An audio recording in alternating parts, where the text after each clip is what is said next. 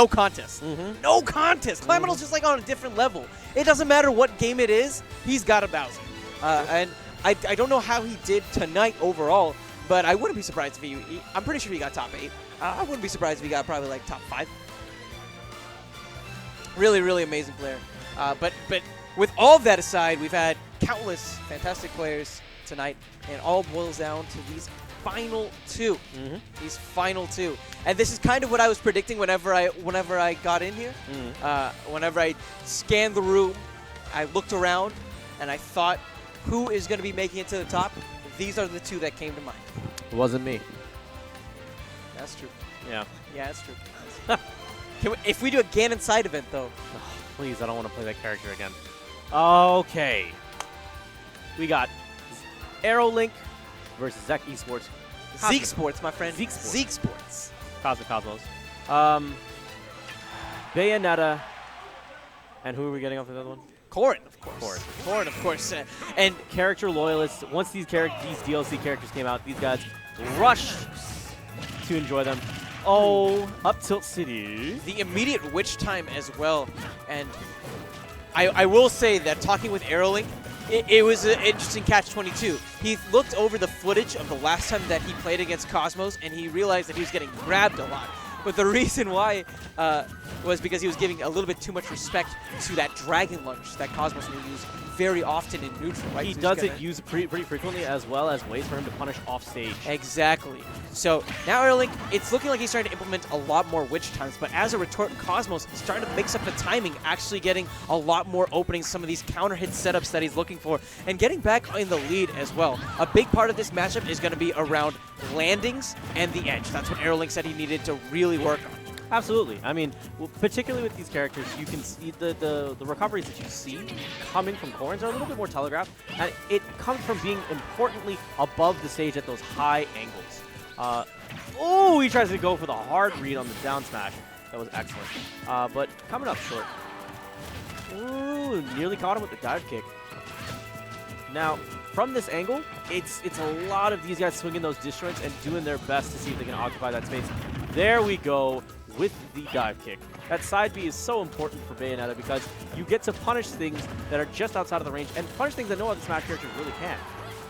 The core interaction here.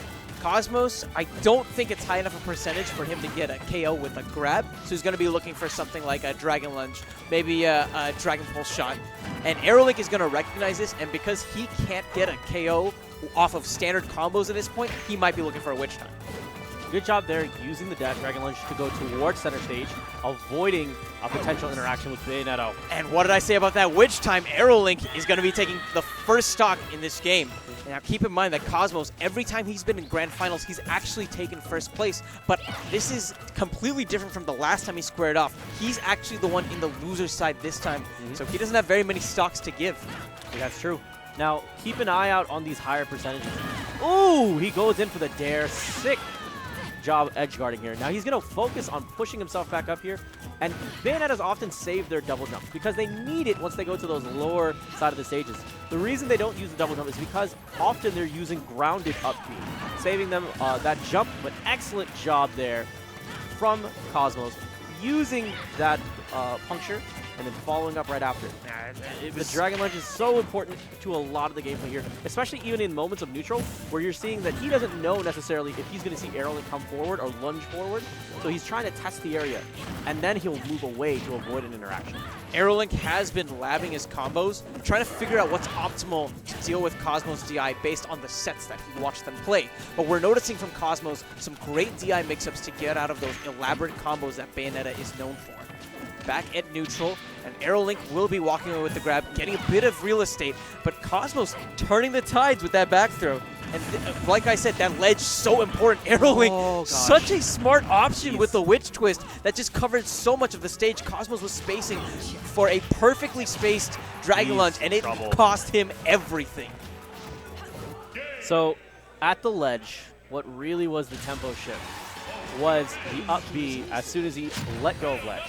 Now, at that time, Cosmos was walking forward, anticipating a quick a normal get up, and it looked like he was almost walking forward to grab. Because he anticipates people coming up and particularly doing defensive options, especially when showing lots of forms of aggression. But AeroLink saying, you know what, I'm just going to contest that outright. So we're going to move into this next match. We're going to see what some adjustments from Cosmos. Now, he's been doing a good job of using side B to make a safe approach. If it hits, great, follow up. If not, I'm going to just go away. And AeroLink hasn't been punishing him for doing so. Or at least he hasn't found one. See, that's exactly what I'm talking about there. All right. So, oop, there's the side B. He could have pivoted and gone for a grab there. Unfortunately, not having the punish. What a string, though. It's not going to be able to take him out. All right, Cosmos. It's looking like this might be one of the few times where we see him in Grand Finals. He's actually struggling to close things out. I mean, AeroLink right now has a pretty solid lead, and he's just continuing to attack on the percent. Even though Cosmos might be having the right DIs to get out of the longer combos, AeroLink is still finding these wins. It's very clear to me that the research that he was doing, the review he did of the sets that they played, is paying off now. Oop. Dive kicks onto the shield and is still able to have that aerial mobility, move himself out of the harm's way. But Cosmos doing a great job here, trying to see if he can just wait out an option. Interesting idea. There it is, the last hit of it. Lingering hitboxes, catching him. Stage control is just weaving back and forth, in and out. And finally here, yet again, the same situation. He's gone for the fireball twice, but the thing is, with that fireball, you don't get a big punish. Oh. I don't think he meant to use the Dragon Pulse shot there. I'm sure that was an executional error. Ooh, and missing the sweet spot is going to allow AeroLink another chance back on stage and actually on the offensive, but finally, Cosmos closing things out with that big bite. So, big bite. Let's see if he can get a big gulp after this one, too. Big gulp? Yeah. Oh, God, a big gulp of victory. Yeah, see for those 128-ounce combos there. Follows up. 128 count. Oh. I feel like that was a little bit. The bat. You have to be like frame perfect for those to actually come out. It's pretty cool. Ooh, no punishments there. Good job spacing on the shields even afterwards, just outside of the range for grabs as well as jabs and nairs. Back airs there, very important for boxing out higher targets. I think he wanted to use that back air to create some separation. That way, if witch time had occurred, it would have been a little bit more distance that AeroLink would have to cover in case he wanted to punish. This has been the theme of every time he's hit dive kick, he's been able to maneuver in different positions, reposition himself, and find another way to attack. And Cosmos is just waiting. He's trying to see if he can find an opening. And while the percent is in favor of AeroLink, from a combo standpoint, I don't think it is. You're noticing that AeroLink is not finding those linkers to set up into the finishers that he's looking for. Cosmos very well could make the comeback a reality as long as he doesn't get hasty. Whoa! Speaking of haste, and catching the air dodge as well. Now, how does AeroLink follow up? He has the percentage. He has the grab. He's going to be able to catch him here. This is a tough spot for Cosmos. He was so smart. He recognized the bullet arts, jumps right over it. Doesn't want to get hit by that extra knockback. Getting out of trouble, going away, another forward throw. Pixels away from the blast zone. Cosmos still holding on. And wow! That was his game to lose. Yeah, he tried to air dodge, I believe. Bat Within gets activated. And he just doesn't have enough time afterwards, I think, to be able to recover. Or he was holding because down. Bat Within takes a lot longer for it to finish because there's increased time on the animation. He was probably fast falling whenever he went in. I'll have to go back and like ask Cephalon or someone exactly what happened because that was just such a strange interaction. I'm assuming that it was fast fall Bat Within triggered him. Okay, but even then, going down there was a risk. He could have avoided that even with the percentage lead that he had. No, the thing is that while Bayonetta has amazing KO options at these lower percents, at higher percents, it's so difficult. So it's a hard read. I think he was trying to get around the initial recovery option from Cosmos and then do a witch twist afterwards to put him in an area where he could not make it back. I could see why you're doing that. And he did have a game to lose, considering that was his tournament stock. You still have Cosmos, who has to win this next game and the next 2 games. With 2 games out of the next set that's coming up. So he could have taken the risk. But let's keep an eye out on exactly what I was talking about previously. The shield pressure and the safe pressure that is coming from AeroLink and the options that he chooses afterwards, right? Cosmos has to be cautious on these down airs. It seems like there's going to be opportunities where AeroLink will feel that Cosmos is very vulnerable because of how telegraphed the attack is. Yeah. He might get surprised by a witch time. Cosmos doing a good job of trying to poke out yet again with that side B, trying to see if he can pierce him with that Dragon's Lance. But this is something we're used to seeing from Cosmos, which is hold stage control, play a little bit defensive, walk forward, shield, which is a strong option in Smash 4. Being able to just simply wait is very powerful. He's just trying to play the spacing game. Corrin, again, a character who has magnificent range. And it really is a great character to just keep your opponents boxed out consistently. What Cosmos is doing with the patience that you mentioned is taking a second, thinking, and trying to see if he can bait out a witch time and then react to it afterwards. Cosmos is actually waiting at ledge, and initially you saw him do things like lance the edge, guessing when there was going to be a get up, because if he caught him during the 2-frame window, great, the follow-up comes. Now he's going to go away. No, actually he just neutral jumps. He maintains stage control. Wow, that was interesting because he did the neutral jump into the Dragon Pulse shot. Now the thing is that I've been trying to push out is that with Dragon Pulse shot, if it's at the higher, more concentrated version, it's a lot more hit stuff and potentially allows for follow-ups. Outside of that, it's not the best, but there's a grab into up throw. That was a good finish. Yeah. Cosmos, great understanding of the percents there. Getting that KO, things are looking pretty grim for AeroLink. I mean, this is the first set, granted, but remember that for AeroLink, he's trying to just demolish all of Cosmos' momentum going forward. And I don't know if he's really accomplished that task in this moment. So what Cosmos has been doing is playing a bit more defensively up front, right? Or more of a bait and punish style, rather. Good job getting back onto the stage here. There it is. But no follow-up. He didn't act quickly enough, I think. Oh, no. It was the fact that he was airborne. I think that was the problem. Whoa! No. Good job with the DI avoiding for... Oh, he's done. He's just going to see himself out. Yeah. That's not the first time we've seen him do it this tournament. This is still a chance for AeroLink. Percents are right. Because he's more potent at the beginning of the stock rather than at the end. Agreed. Might be seeing that potency now. Gosh. He took him as far left as possible, but he had no resources to use to get himself back onto the stage. It was a gamble, because if he had actually successfully executed the entirety of the combo, he would have won the tournament. Yes, because he would have had him stuck in hit stun and dragged him as far to the left-hand side. And he would have finished him. He would just pushed him straight to that blast zone. Yeah. We've seen players like Kubi in Japan do it. But he didn't finish off the fair string. Exactly, exactly. If he had finished the fair string, he probably would have got him. But I think he was concerned about the spacing or that he wouldn't hit it. But honestly, you were that far out, you didn't have any recovery resources, you might as well have gone for it. At least that's the perspective that I have. Bracket reset. Cosmos, he feels the weight being lifted at this point. Now he's the one who has a bit of breathing room going forward. But AeroLink, he is just going ahead and stifling whatever oxygen is remaining for Cosmos. I mean, we're just off the gate, 53%. A lot to think about.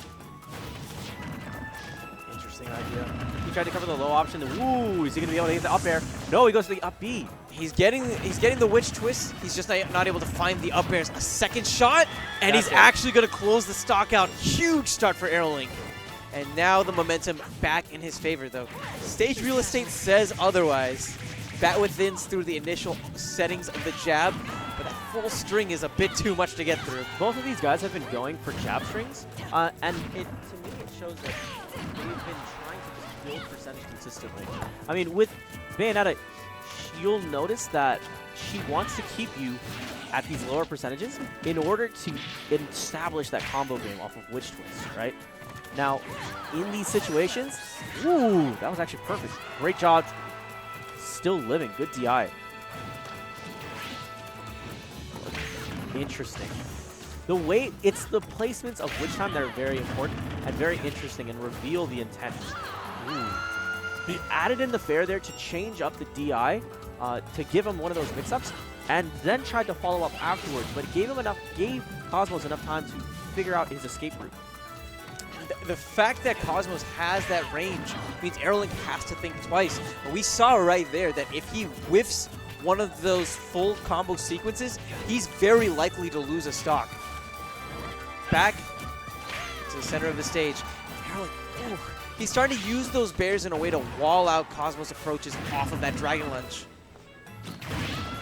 Wow, even there, dropping down, trying to see if he can cut off all the options. We're seeing tons of aggression from AeroLink. Are we going to see the execution for the finish? We are. If he had taunted there, he would have actually lost the game because it was moving away. What was that scene in Rush Hour 2 where he tells that story, and at the end he says, "Do you know what the moral of the story is?" And the man looks at him and he says, "Greed will consume us all." And then they get stabbed in the chest. It was great. It was great. I love that scene. He nearly got stabbed in the chest. Good job avoiding it. Chest.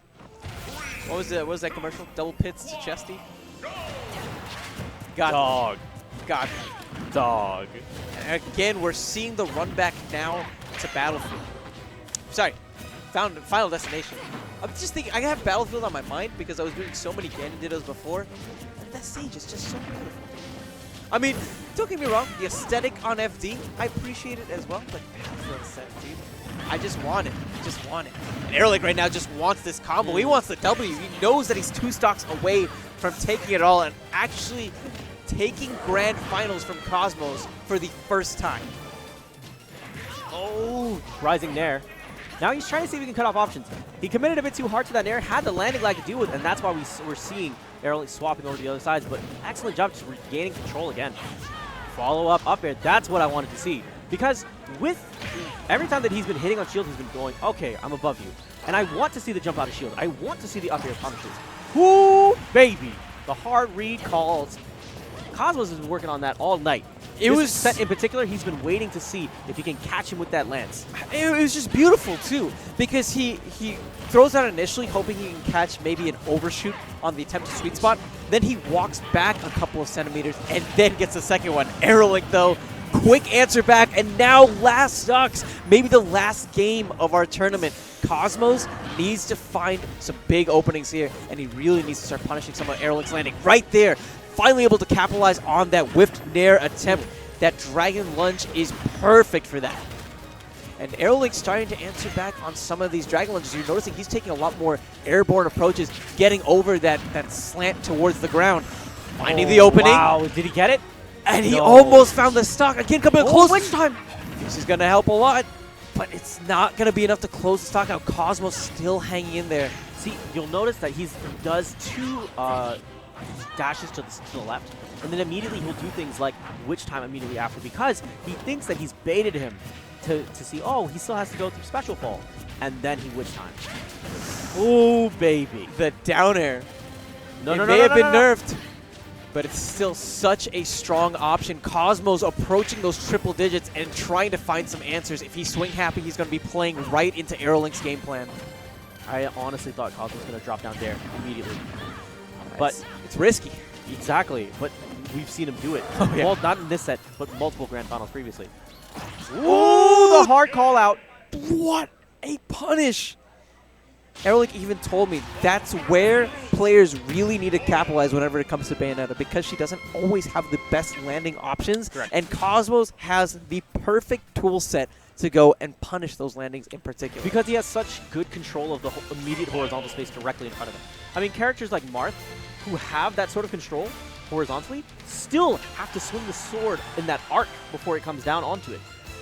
This is one of the few characters where it's just a quick pierce, and he took advantage of it. He really did. He knows his character, he knows the lengths, he knows the frame data on this. So, next game. What's going to change? Let's see. Here he's deciding to go to Battlefield, and honestly, Neptune, I guess I'm a bit confused. I feel like with a character like Corrin, you just have amazing coverage on these platforms, though AeroLink might be thinking about maybe more options on landing that don't require him to go straight to the stage. Correct. He's thinking about ways that he can land onto the platform, or even take more risks using side B in multiple ways, so that he can find aggression and then land on those platforms and not have to worry about witch timing immediately after, or the 50-50 that he's about to lead. And I guess it also makes the dive kick a bit safer as well. Correct. Because he has a platform underneath to gracefully catch the landing. But whenever you factor in the insane range that Corrin possesses, that's when things get a bit complicated. There we go. Ooh, there's the grab, follow up. Now, how are you going to edge guard here? He drops down, he witch times. Where's the punish? He witch timed, and I think that gave him extra invulnerability, right? Because it's in slow motion, so there wasn't that time. So now he's lost a little bit more potency on the witch time as a result of that mistake. Ooh, the follow-up with the... Is he going to go for it? You're right. The potency loss made it so he couldn't execute a full punish. And that's going to cost AeroLink. Oh, missed space on the Dragon Fang shot. The bite afterwards. I don't think it would have KO'd, but that would have put on so much damage. He's going to simply wait. Whoa, hard call out. He tried to F-smash him. I don't agree with the neutral B there. Wow. And now Cosmos putting AeroLink in the hot seat. If he can hang on to this stock, he can win this tournament. Cosmos, though, has been playing on fire. AeroLink! And that execution error cost him that stock. And the tempo that he was starting to gain with this into this next stock. He wanted to keep that lead, maintain it. This is it, last stock. This is the last stock of your tournament. Final moments. But whose moment is it? Cosmos has a perfect record. Every time he's been in grand finals, he's been able to take first place. But will that streak end tonight? Oof. There's the excellent job with the full shot. He tries to roll, and I thought he was going to go for the grab. Instead, having the patience to cross up again. AeroLink with the anti-air follows up. He's not going to be able to take him high enough. Great perfect shield. This is going to hurt. No, he's not going to be able to finish him, though. Because he had the time, but he did not find the placement of those aerials that he needed. The slight delay, waiting to see if he's going to drop shield. Cosmos has been coming out swinging. This game, though, insanely close. Only 2% separating these competitors. Cosmos widens the gap. Whoa, the witch time getting punished with the grab. It's not a massive one, but it's a positioning punish. Burning some of these resources. I don't know how much he has left in the tank. Enough to make it back.